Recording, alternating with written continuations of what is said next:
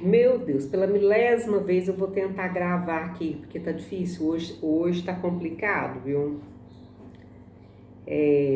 Paz e graça, paz do Senhor. E aí, terráqueos, esperando a volta do nosso Senhor Jesus Cristo? Devemos estar sempre esperando, né?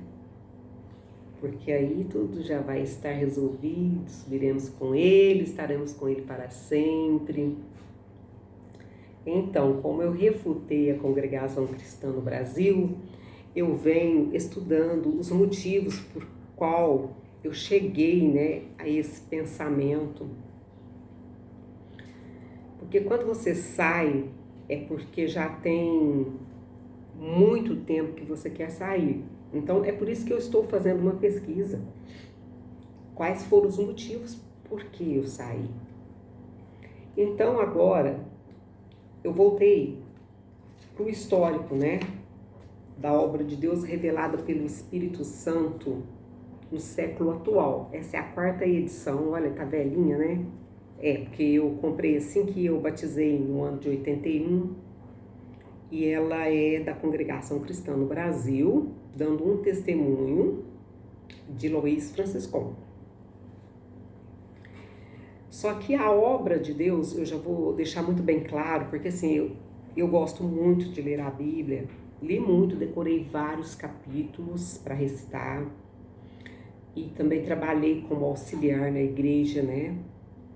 Passando recitativos, escolhendo capítulos para jovens, adolescentes e crianças. Então, eu volto sempre na palavra de Deus para eu olhar as coisas como elas estão escritas. Então, sobre o que é obra de Deus, um dia perguntaram para o Senhor Jesus.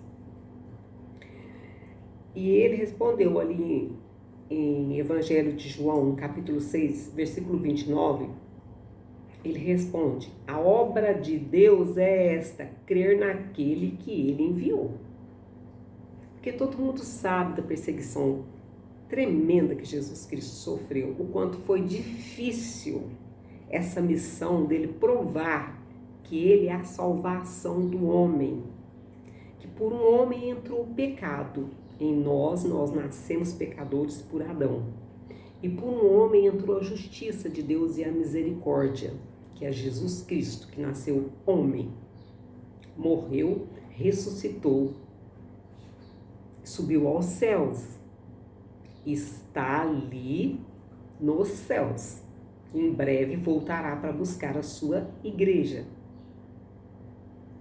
E depois tem mais algumas coisas que ele vai fazer também, que eu estou estudando, que não sei muito bem ainda, né? Porque saindo da congregação cristã no Brasil, você sabe pouca coisa. Você não sabe muita coisa, né? Porque não tem teologia mesmo. Mas o que eu pensava? Eu pensava que Luiz Franciscon era um homem inspirado por Deus para realmente trazer algo especial que o Espírito Santo revelou para ele, somente para ele. E os anciãos da congregação cristã no Brasil, eu também achava que eram homens inspirados pelo Espírito Santo, escolhidos pelo Espírito Santo, né? E que eles liam as escrituras, não é que todos não leem, né, gente? Não é sobre isso que eu estou falando, né? Mas eu pensava que eles liam muito mesmo, e, por exemplo, assim, pegava Isaías, vou ler, vou orar, e o Espírito Santo vai me mostrar o que está falando aqui em Isaías. Eu vou ler Jeremias, vou orar, e Deus vai me mostrar o que está falando em Jeremias. Eu vou ler os patriarcas. Quem são os patriarcas? Abraão, Isaac, Jacó. O Espírito Santo vai me revelar tudo sobre isso. Eu vou ler os juízes.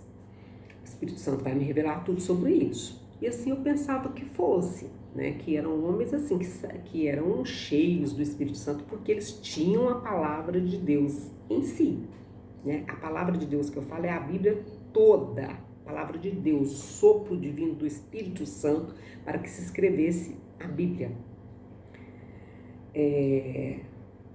Porque agora eles vieram falar que ela contém a palavra de Deus, a Bíblia, né? Porque ela não é a original, Gente, os pergaminhos, é claro que se perderam. Teve cópias. Isso é óbvio. E depois acharam cópias. E o livro não veio montado, a Bíblia não veio montada ali. Sabe? Não tem como. A imprensa foi inventada quando? Né? Então, isso ficava em papéis, né? Ficava guardado. Se você acha novamente, igual eles acharam pergaminhos, que eles contam, a história conta que achou pergaminhos, então eles acharam cópias que não são originais, mas é a palavra de Deus. Você sabe por quê? Porque Deus não ia permitir. Porque o Espírito Santo desceu, quando o Senhor Jesus subiu aos céus, o Espírito Santo ele enviou. Ele falou, o Espírito Santo vos guiará em toda a verdade. E ele não ia deixar a gente ser enganado, porque se você for ver ele em Apocalipse, a mulher e o dragão, ela é perseguida, ela é perseguida, ela é perseguida, mas ela não é derrotada, porque Cristo não deixa. Então, quem trabalha a nosso favor é o Pai, o Filho e o Espírito Santo. O Espírito Santo está na terra e Deus não ia deixar a gente confundido. E essa Bíblia que nós temos, ela é um sopro divino do Criador para que a gente conhecesse Ele. Como você ia conhecer Deus sem a Bíblia? Sem pessoas que viveram experiências com Deus até chegar o final ali em Apocalipse, de Gênesis a Apocalipse. Como que você iria conhecer Deus? Não tem como. A salvação vem pelo ouvir, o ouvir te traz a fé que é de Deus, não é sua, e você vai ouvir o quê? O Evangelho. Não é o Evangelho que você vai ouvir? Primeiramente você vai ouvir, eu vou te pregar a palavra de Deus, então eu vou falar do Evangelho do nosso Senhor Jesus Cristo, que Ele veio, que Ele morreu, que Ele deu a sua vida por nós, os milagres que Ele fez. As primeiras coisas que a gente vai falar quando a gente vai evangelizar deve ser isso, né? Depois que a pessoa já está entendendo, a gente vai falar dos apóstolos, que a igreja nasceu em Atos, dos apóstolos. Aí a gente vai começar a falar das cartas que foi enviada, da conversão de Paulo. A gente vai começar a falar de Apocalipse. Aí a gente fala da origem, de quando Deus criou o mundo. A gente vai falar dos patriarcas. Então, assim, uma coisa liga a outra na Bíblia. Se você for ler com entendimento, uma coisa vai ligar a outra. E Jesus Cristo sempre falou, ele falou de Moisés, ele falou de Abraão, ele falou, ele chegou a falar que Abraão exultou para ver o seu dia. E o viu. Aí, um judeu falou para ele, como que você não tem nem 50 anos ainda e você viu Abraão? Ele falou assim, antes que Abraão existisse, eu já sou. Então, como que se você não tem a Bíblia, não crê nela como palavra de Deus, como que você pode se converter a Jesus Cristo? Não tem como. Então, você larga para lá, que é muito mais fácil. É como Paulo, quando ele também escreveu, se nós não cremos na ressurreição corporal do Senhor Jesus, e que ele, no corpo transformado, ele subiu aos céus, então em vão é a nossa pregação, porque se a gente não crê, se a gente não lê, se a gente não ouve, se a gente não tem a fé dada por Deus, se a gente não é eleito, se a gente não é escolhido, é tudo vã a nossa pregação. Não pelas obras, mas pela fé.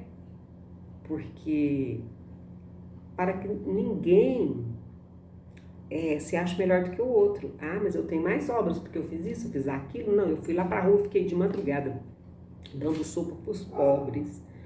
Não, eu fiquei a noite inteira lavando os pés das pessoas enfermas. Então não é por obras, é pela fé. E a fé que Jesus Cristo é o Salvador. É sobre isso. Mas então, como eu estava dizendo, eles vêm narrando aqui a respeito de como essa obra teve início aqui no Brasil, né? Que Luiz Franciscon era um italiano que foi para os Estados Unidos e residiu ali em Chicago, na cidade de Chicago. e que ele ouviu o Evangelho pela pregação do irmão Miguel Nardi. Isso foi em 1891. E teve compreensão do novo nascimento. Ele compreendeu que ele tinha que nascer de novo. Não fala que ele foi batizado em aspersão, aqui não fala de batismo, fala só disso. E que um grupo que foi evangelizado pelo irmão Miguel Nardi e algumas famílias da fé valdense, porque esse irmão Miguel Nardi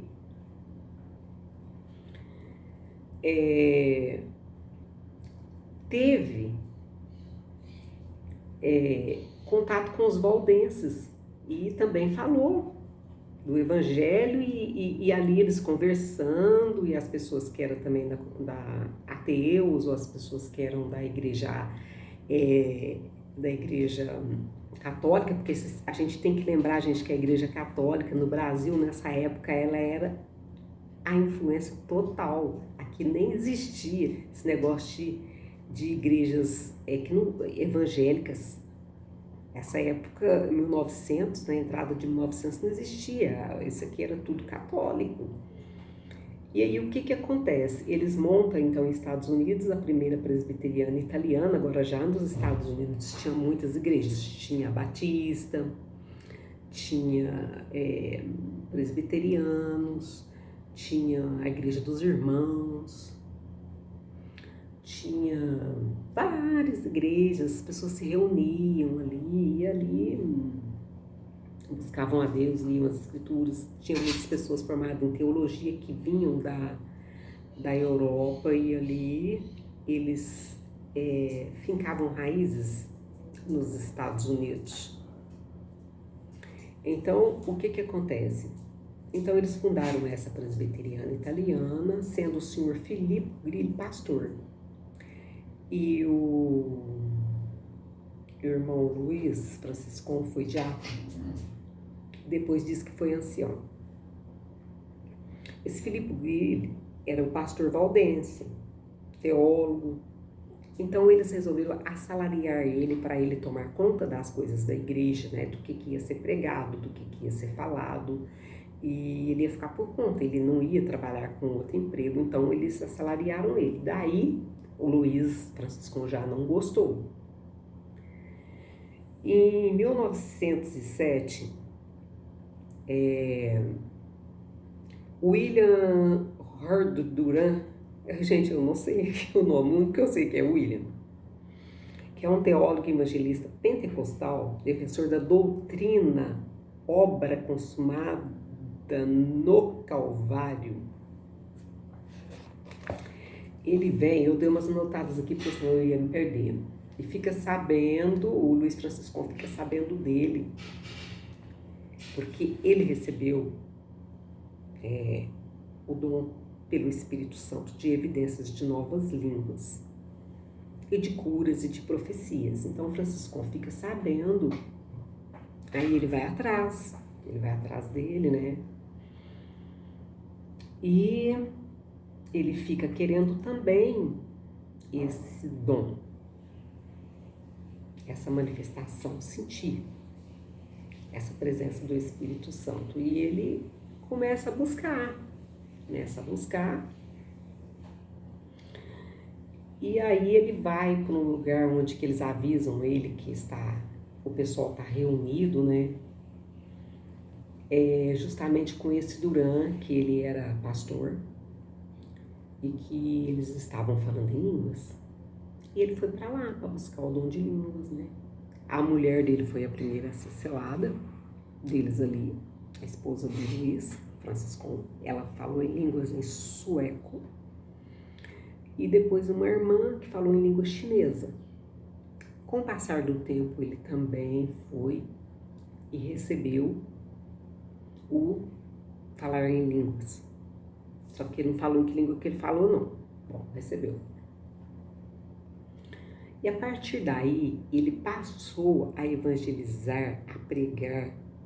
O ministério dele era sobre Evangelizar, é claro, né, gente, que ele evangelizava, né? Eu não posso falar que ele não evangelizava, porque foi muita gente que creu. Então, ele falava de Jesus Cristo, falava do batismo e imersão e falava que você também tinha que falar em línguas. Você tinha que receber o dom do Espírito Santo. Ele pregava isso. Que as pessoas tinham que receber o dom do Espírito Santo para ficar completo. Teve até um irmão que ele evangelizou e falou assim, o irmão já era de uma outra determinada igreja, falou assim, você tem certeza da sua salvação? O irmão disse, não. Ele falou assim, então pede perdão e busca a promessa do Espírito Santo com evidência de línguas. Até veio a calhar isso, né, na congregação. Ah, você pecou, mas se você for selado com o Espírito Santo, Deus te perdoa o pecado.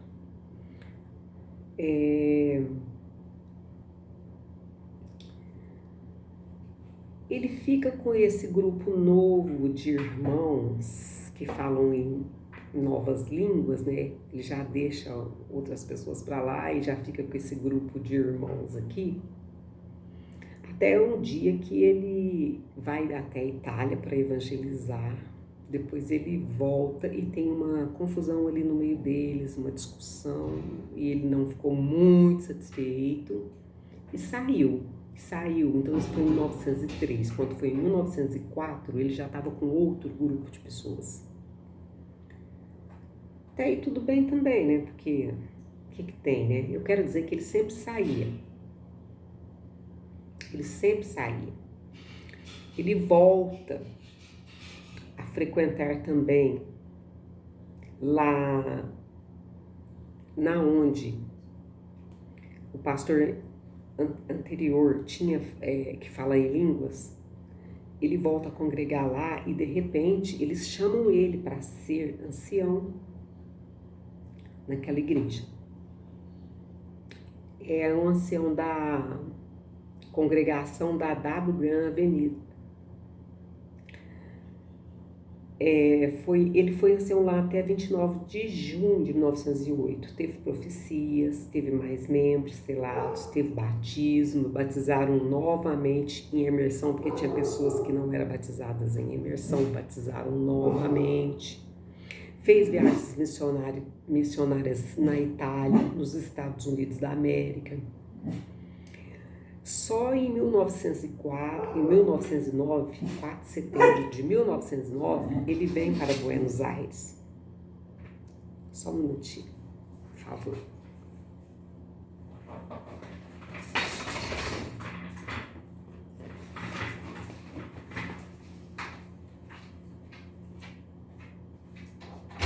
Me larga. Vai pra lá e não volta não.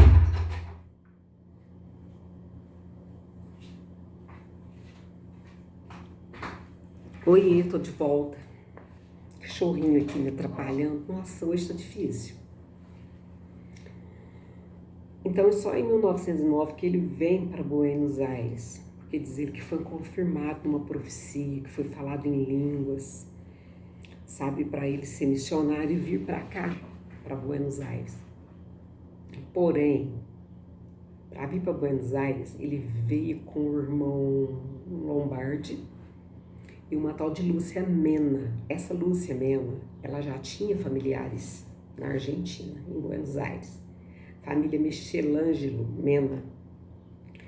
Então ali ele evangelizou, eles falaram do batismo, falaram da evidência de novas línguas, ali juntaram pessoas que eram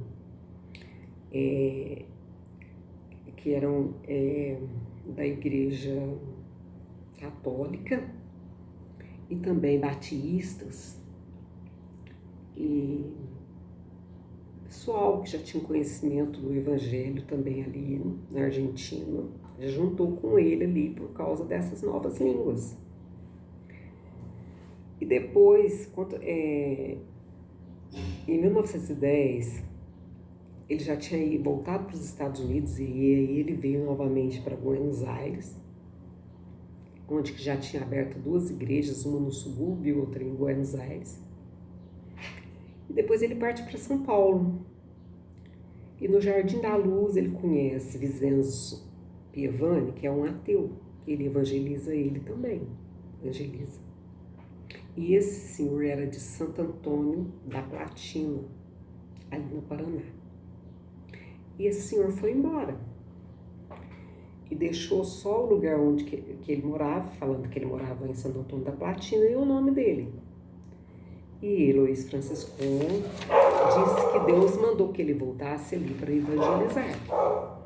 Depois ele muito sofrer, até chegar ali, não sabia onde esse homem morava, e aí ele achou a casa dele.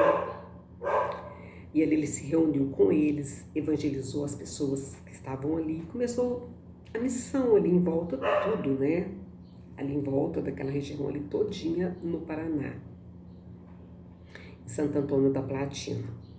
E ele se converteu muitas pessoas, inclusive ali ele foi jurado de morte. Ele mesmo fala, né, que aqui ele fala que ele foi jurado de morte. Aí ele é onde volta em São Paulo, né? Ele volta em São Paulo, na colônia italiana, e prega e muitos creem.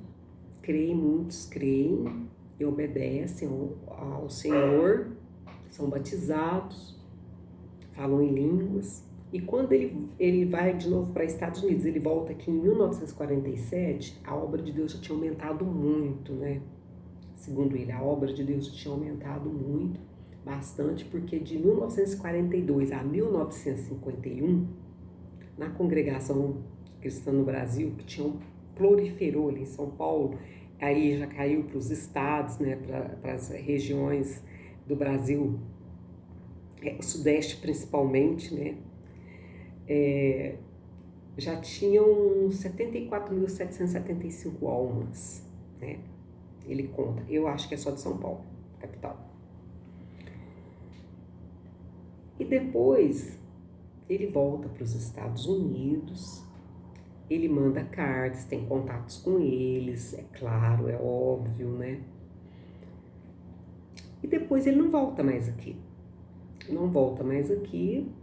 E ele monta uma outra igreja para ele em Chicago, que ela existe até hoje, né? Que é a Congregação Cristã de Chicago, aonde os parentes, os filhos deles, se vocês abrirem no YouTube, vocês vão ver essa igreja lá. Então, assim, Luiz Francisco não foi ancião na Congregação Cristã, na CCB, não foi. Deu instruções, evangelizou as pessoas, sim.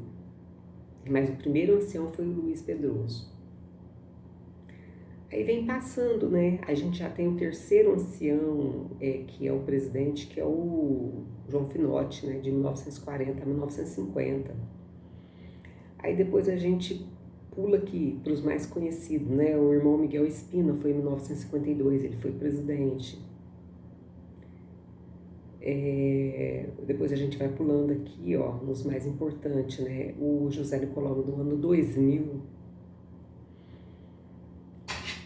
Depois o Jorge Cury arruma aquele rolo ali com o José Nicolau, que eu acho que a história não ficou bem contada, né? Porque assim, eu lembro quando isso aconteceu, a gente lá na igreja queria saber o que tinha acontecido e ninguém falava nada, sabe? Ninguém falava nada. Agora, futuramente, com o YouTube, com essas coisas assim, com a internet, que a gente veio saber do tombo que o Jorge Cury deu em José Nicolau. E por último, diz que o presidente agora é o Cláudio Marsola, né? Aí vem esses ensinamentos, igual veio agora esses últimos ensinamentos, né? Que não é para estudar de maneira nenhuma a Bíblia, que não é para mexer com teologia de maneira nenhuma, que é para esquecer toda a história que foi constituída, os mártires, as pessoas que escreveram, as pessoas que buscaram, as pessoas que fizeram missão e fazem até o dia de hoje, que essas pessoas não servem a Deus, né? Que é para você, que a palavra de Deus, ela contendo a palavra de Deus, a Bíblia contendo a palavra de Deus, então vou te dar uma continuidade para pregação lá na frente de profecias. Só que aí a gente vê que eles não estão entendendo bem nem o que está escrito na Bíblia, né? Agora eu te pergunto, tem como a Bíblia Sagrada estar abaixo da igreja? Ou você acha que a Bíblia Sagrada tem que estar acima da igreja? Você acha que Luiz Francisco foi um missionário? Que ele quis mesmo levar a palavra de Deus? Eu creio que sim. Mas ele permaneceu em uma igreja só? Não. Em Buenos Aires ficou fundada a igreja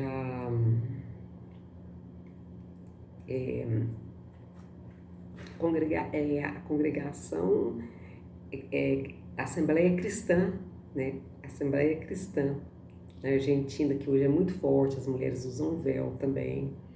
E que teve ancião desses anciãos de 1950 para frente, que tentou ir lá falar com eles para que eles batizassem novamente na congregação cristã no Brasil. Eles não quiseram, para eles se unirem, eles não quiseram. Ele falou, não, a gente não vai batizar de novo, a gente já é batizado. Porque assim, agora eles vêm falando que não, né? Que você pode sair de outra igreja e ir para a congregação e não batizar, mas eu duvido. De que isso acontecer, vocês me contam. Lá tem que se batizar de novo. Mas assim, para quem está saindo de lá também, as igrejas reformadas, que é batista e presbiteriana, como eu que saí, igreja batista e presbiteriana, também exigem que se o seu batismo não foi em conversão, eles fazem você se batizar de novo. Porque eles estão considerando a receber uma seita. Eles estão considerando isso. Agora, você pesa na balança. É justo você ir para dentro da igreja, não ter entendimento bíblico, não procurar ler, não procurar entender, ouvir pessoas que fez um seminário, que sabe da história da igreja, porque assim, veio os apóstolos, veio os discípulos dos apóstolos, que são os pais da igreja.